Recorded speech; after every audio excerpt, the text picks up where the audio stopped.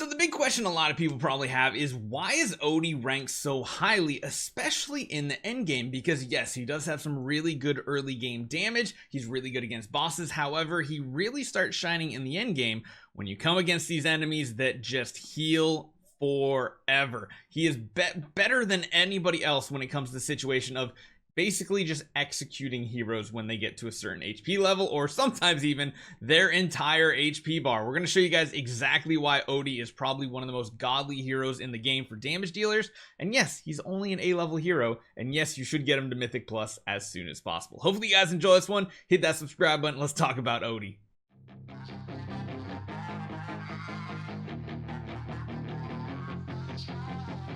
So essentially every tier list, every guide basically tells you build Odie, get him to Mythic Plus. Eventually you can get him higher, but getting him to Mythic Plus as your first A level is like bare bones what every single guide will tell you. And there's one reason why.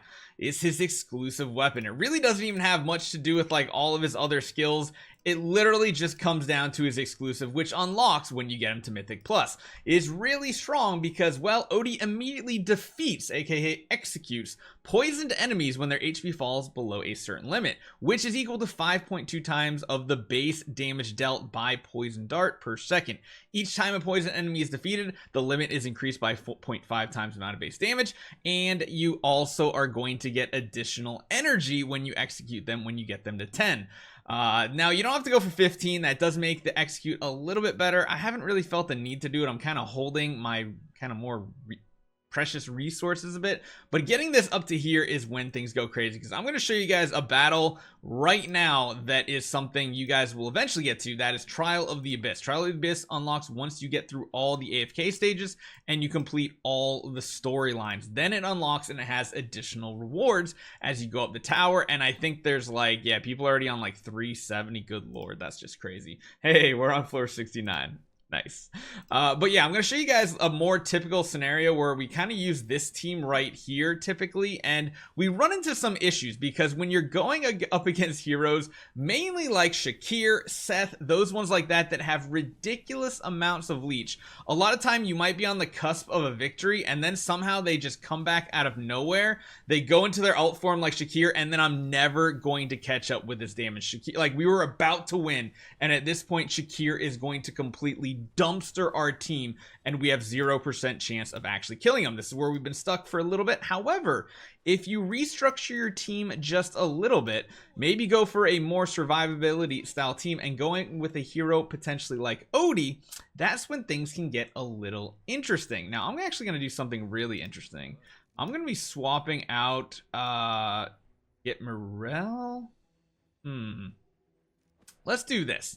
I want to get Morel over here, and we're going to watch Odie essentially do that execute right here, and he's going to go one hero at a time. So immediately, what you see is this little bar right here. You see that little arrow? That is essentially the execute meter on this hero. The second this their health drops below the meter, they are dead, just simply dead. Now, the interesting thing is the more damage he deals to them, the higher this little tick mark will go, and I'll show you guys that right now. So you see how that tick marker is actually going higher and higher here, and as time goes on, that's going to mean he's going to get executed when he drops below that point. The nice thing with Odie too is he's going to apply that to multiple different heroes. So as you guys are about to see right here, he's going to get another ultimate off and he's going to put it to another hero. So multiples will have this.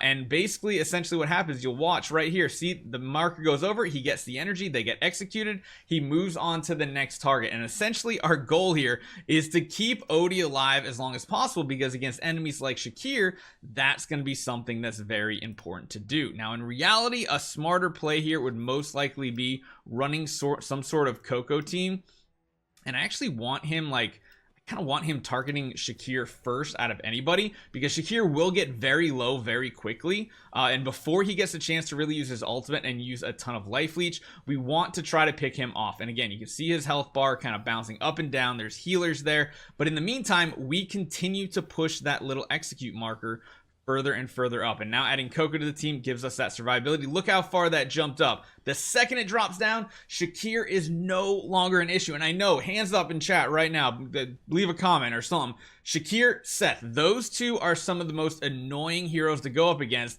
besides the typical Igors and stuff like that. And you can see, as he continues to execute these targets, it just feeds him more and more energy.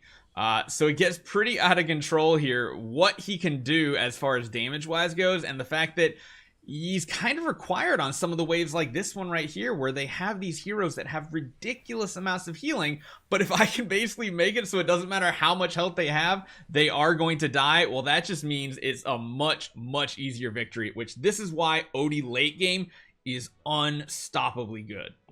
Now, as far as other game modes go, as you guys know, he does struggle in Arena because, yeah, that's kind of one of the things that's kind of rough with him. He's not a great PvP hero. However, he is usually one of the top PvE boss damage dealers in the game. Sometimes I use him even on bosses like this. Other times I'll be using Corrin or Merrily, and that's why usually getting him up first is important.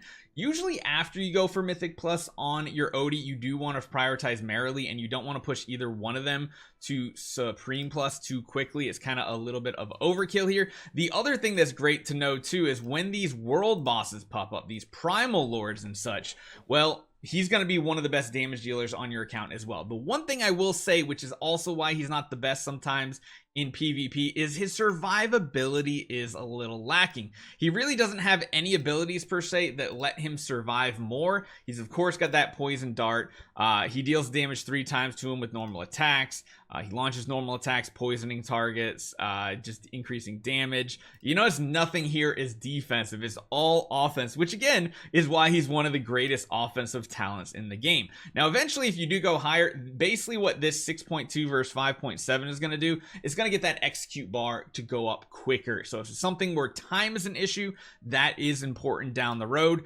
His Supreme Plus is interesting too, because his triple tap ability right here, the one that just does the triple hit right in a row. When triple tap hits a poison target, its damage is increased by 1.5 times the dart poison damage dealt per second.